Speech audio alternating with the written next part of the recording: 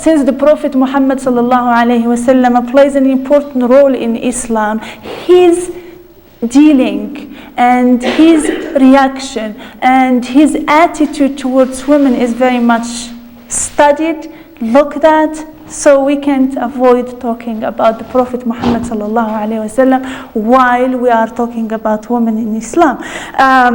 There are two things. I just want to show you about the Prophet Muhammad sallallahu alaihi wasallam. When we deal with his persona, there is the historic Muhammad and there is the substance, the Muhammadan substance. There are two words. They are in Arabic called, one is that, okay, and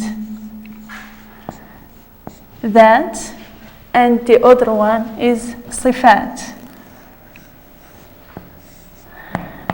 I'm just going to give you very quickly. This refers to essence,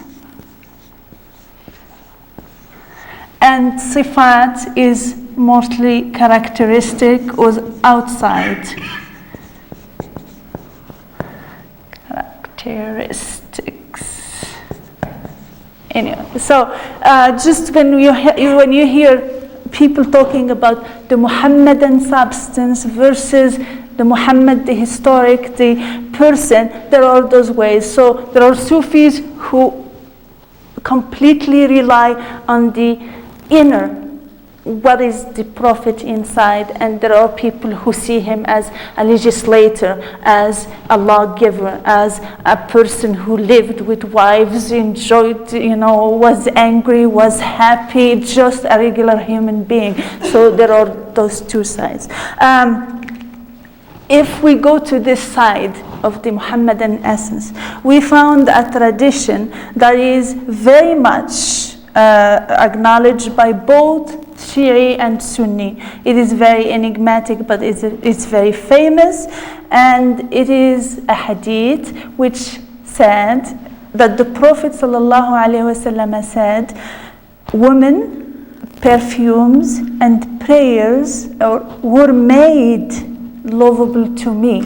And please note that it said, were made lovable to me. This hubbibat ilayya, the Arabic were made is hub.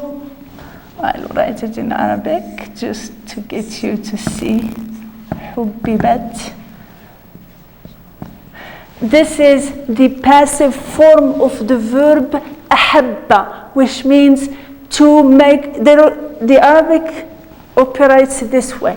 There is the seed of this word is hab, which is seed. Okay, so it's actually hababa, it's a ha and ba. But when you make it into second form, it becomes transitive. And habba is to instill love in a person or something, to make somebody able to love. Ahabba is the fourth form of it, okay, again, or this is like the passive form of the second form, which it's made. It's not by choice. I was made by Allah. The seed of love for women, for perfume, ra'iha tayyiba, and salad were made lovable to me. So therefore, we cannot say that the Prophet or man or the Muslim man, if they follow their Sharia, if they follow the Quran, if they really follow their deen, hate women. It's not true, because the woman completes the life of a man, and we stay in our gender. A woman is a woman, a man is a man, but there is that complementarity. Let's see how this hadith was explained. So both the three words in the hadith that the Prophet loved women, nisa, it's a feminine word.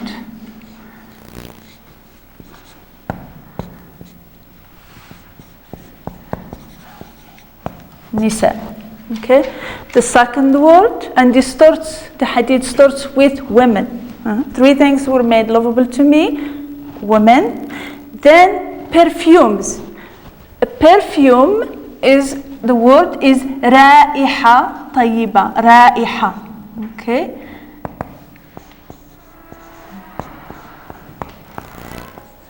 Ra'iha. Okay. And the third one is the word salat,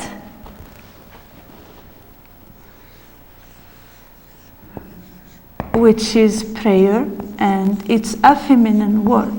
The indication of a feminine is this ta marbuta, this ending. This is a very irregular, but normally the indication of feminine in Arabic is when you have this stop with an a sound. Rkia, my name, for instance, Khadija, Saida. So you have that landing on that a sound. That's actually you are swallowing this ta marbuta. But so these three words, and the Sufis go on and make a lot of deal about it because they are feminine, because the hadith is made, the Prophet sallallahu alaihi wasallam, these are made lovable to him. Therefore, it is from this inner substance of the Prophet. Therefore, the soul of the Prophet sallallahu alaihi wasallam has a feminine element to it. Now, whether we agree to that or not, that's what they go on. But let me give you the symbolism of the three things before we go to talk about women. The first one, number one, is as they say, that's the essence of the Islamic spirituality, which is the soul of the Prophet sallallahu alaihi wasallam.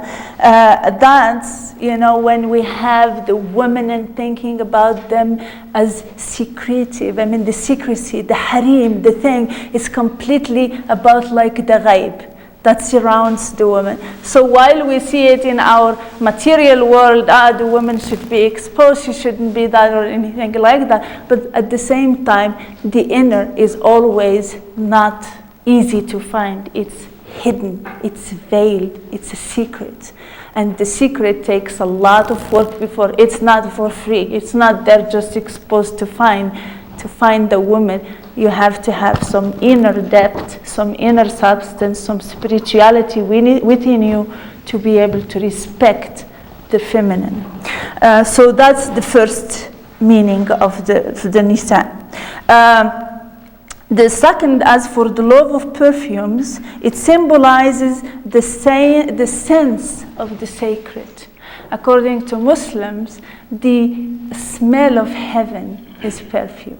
So in a sense, spiritually you move, and whenever you go, you smell this, you are surrounded with perfume. That's why you see Muslim men, they can wear perfume, but if you talk about a woman, they say she should not. It's really depending. You don't have to smell bad, but if you put a perfume that you might go by and some man may smell it and you might incite some feeling of, then that's haram. You can do that. And the three things, but for the Sufis, the perfume is the science, the sense, the smell of the sacred.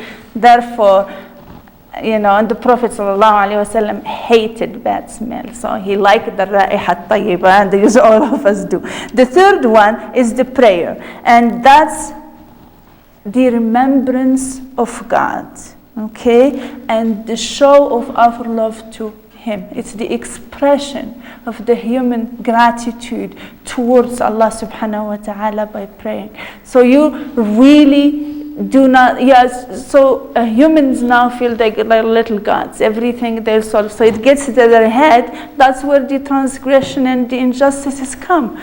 But if you really feel that, yes, everything I have, I derive intellect, whatever is from God, therefore I shouldn't forget to always remember the giver, not only enjoy the gift. So that's what we tend to do. We are always involved with the gift and we forget the giver.